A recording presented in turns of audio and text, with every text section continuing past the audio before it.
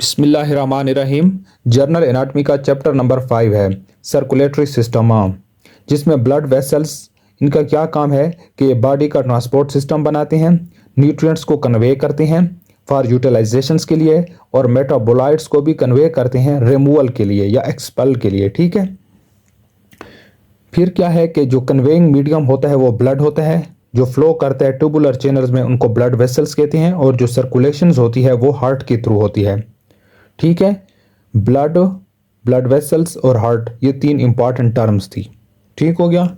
अब क्या है कंपोनेंट्स, तीन कंपोनेंट्स हैं। कंपोनेंट्स, हार्ट है, ये 4 चैम्बर मस्कुलर ऑर्गन है। ठीक। इसका रिसीविंग चैम्बर को एट्रियम कहते हैं और पंपिंग चैम्बर्स को वेंट्रिकल्स कहते हैं। ठीक। The first organ of the body which starts functioning, MCQs के लिए बहुत इंपॉर्टेंट है कि ये फर्स्ट ऑर्गन है जो फंक्शनिंग स्टार्ट करता है ह्यूमन बॉडी के अंदर जब ह्यूमन बॉडी बन रही होती है। फिर क्या है आर्टरीज, आर्टरीज क्या है, ये डिस्ट्रीब्यूटिंग चैनल्स हैं। ठीक।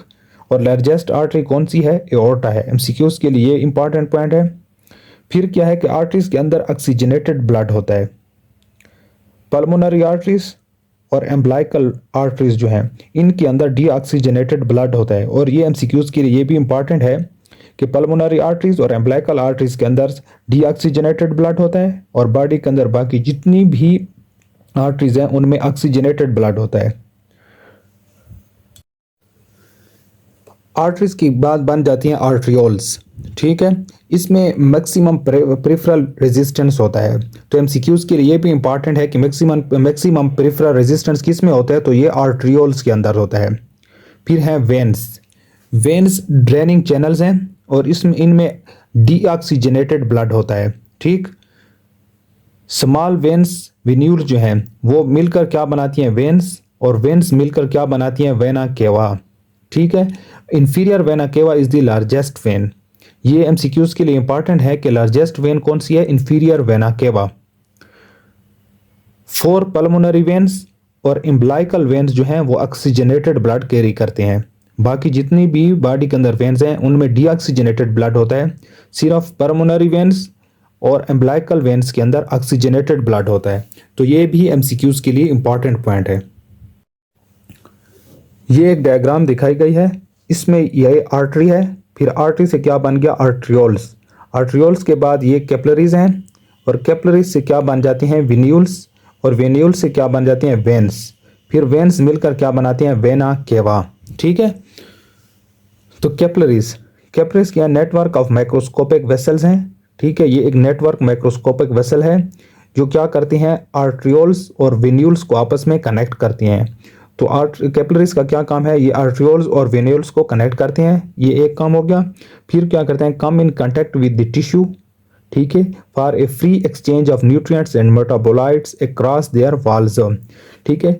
जो मेटाबोलाइट्स और न्यूट्रिएंट्स की एक्सचेंज होती है वो कहाँ पर होती है, कैपिलरीज की वॉल्स में। ठीक है। इधर यहाँ पर नहीं होती, आर्टरी या आर्ट्रियोल्स या वेन्स या वेन्यूल्स इनमें ये नहीं होती, सिर्फ कैपिलरीज के अंदर होती है। ठीक हो गया। फिर क्या है कि capillaries are replaced by sinusoids in certain organs like liver and spleens. ठीक है। कैपिलरीज कहाँ पर नहीं होती, लीवर और स्प्लीन में, और यहाँ पर क्या होती हैं, साइनोसाइड्स होते हैं कैपिलरीज की जगह। तो एमसीक्यूज के लिए ये बहुत इंपॉर्टेंट है। ठीक। कि कैपिलरीज लीवर और स्प्लीन में नहीं होती, यहाँ पर साइनोसाइड्स होती हैं।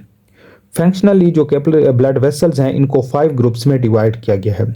डिस्ट्रीब्यूटिंग वेसल्स में, इसकी एग्जांपल है आर्टरीज। फिर है रेजिस्टेंस वेसल्स, इसकी एग्जांपल है आर्ट्रियोल्स और प्री कैपिलरी स्फिंक्टर्स। फिर है एक्सचेंज वेसल्स, इसकी एग्जांपल है capillaries, sinusoids and post capillary venules. फिर है रिजर्वायर वेसल्स या कैपेसिटेंस, इसकी एग्जांपल है लार्जर वेन्यूल्स और वेन्स। शंट्स, इसकी एग्जांपल है वेरियस टाइप ऑफ एनास्टोमोसिस। ये 5 जो ग्रुप्स में डिवाइड किया गया ब्लड वेसल्स को, ठीक है, ये बहुत इंपॉर्टेंट है। ठीक है। इनमें डिस्ट्रीब्यूटिंग वेसल्स के एग्जांपल आ सकती है, इन सब की इस तरह एग्जांपल्स एमसीक्यूज में आ सकती है, तो एमसीक्यूज के लिए ये बहुत इंपॉर्टेंट है। ठीक। Types of circulation of blood. ठीक है। टोटल ब्लड जो होता है एडल्ट के अंदर वो 4.5 to 5 लीटर्स तक होता है, ये इंपॉर्टेंट है एमसीक्यूज के लिए। फिर सर्कुलेशंस की टाइप्स हैं, सिस्टेमिक सर्कुलेशन या ग्रेटर सर्कुलेशन, पल्मोनरी या लेसर सर्कुलेशन। अब सिस्टेमिक सर्कुलेशन में किस तरह जो हार्ट का लेफ्ट वेंट्रिकल है उससे ब्लड फ्लो करता है डिफरेंट बॉडी के पार्ट्स को और फिर राइट एट्रियम में आ जाता है। तो from the left to the right side of the heart, ठीक है, लेफ्ट साइड से right side of the heart में ब्लड आ जाता है। पल्मोनरी लेसर सर्कुलेशन में क्या होता है कि ब्लड फ्लो करता है राइट वेंट्रिकल से, ठीक है, लंग्स में जाता है और फिर लेफ्ट एट्रियम में आ जाता है। तो हार्ट के राइट साइड से ब्लड कहाँ पर आ जाता है? लेफ्ट साइड में।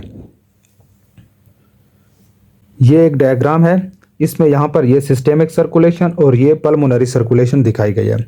अब सिस्टेमिक सर्कुलेशन में क्या है कि ये हार्ट दिखाया गया है, इसमें ये राइट एट्रियम है और ये राइट वेंट्रिकल है, ये लेफ्ट एट्रियम है और ये लेफ्ट वेंट्रिकल है। ये जो ब्लड है लेफ्ट वेंट्रिकल से, ठीक है, एओर्टा और फिर यहाँ जाता है और डिफरेंट बॉडी जो पार्ट्स हैं उनमें चला जाता है। हेड में चला जाता है, ट्रंक और अपर लिम्स में और फिर ब्रोंकियल, ठीक है। फिर यहाँ से क्या होता है कि ये डीऑक्सीजनेटेड होकर फिर से हार्ट में आ जाता है और हार्ट के राइट एट्रियम में आ जाता है, ठीक हो गया। तो इसमें अब क्या हुआ कि ब्लड लेफ्ट साइड, जो हार्ट का लेफ्ट साइड था, वहाँ से कहाँ चला गया? राइट साइड पे, पल्मोनरी सर्कुलेशन। इसमें क्या है कि ये राइट वेंट्रिकल है, तो राइट वेंट्रिकल से ब्लड कहाँ चला जाएगा? लंग्स के अंदर। यहाँ पर क्या है कि पल्मोनरी आर्टरी है, ठीक है। फिर यहाँ पल्मोनरी वेन से कहाँ ब्लड आ जाता है? लेफ्ट एट्रियम में, ठीक हो गया। तो राइट साइड ऑफ हार्ट से ब्लड कहाँ चला गया? लेफ्ट साइड में। राइट वेंट्रिकल से लेफ्ट एट्रियम में ब्लड आ जाता है। पोर्टल सर्कुलेशंस, ये एक सिस्टेमिक सर्कुलेशंस है, ठीक है। The blood passes through the two sets of capillaries before draining into A systemic veins. Two sets of capillaries से ब्लड पास होते हैं और फिर कहाँ चला जाता है? सिस्टेमिक वेन्स में। The vein draining the first capillary network is known as portal vein, which branches like an artery form a second set of capillaries or sinusoids. इसकी एग्जांपल कौन सी है पोर्टल सर्कुलेशन में? Hepatic portal circulation, hypothalamo hypophyseal portal circulation और renal portal circulation.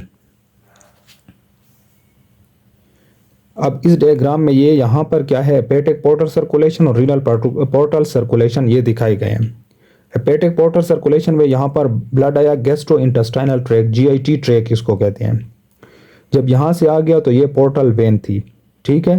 तो ये portal vein आगे क्या बनाती है? कैपिलरीज या साइनोसाइड्स बनाती है। लीवर के अंदर तो साइनोसाइड्स होते हैं, तो ये साइनोसाइड्स बनाती हैं। तो इस टाइप सर्कुलेशंस को क्या कहते हैं? हेपेटिक पोर्टल सर्कुलेशंस, ठीक हो।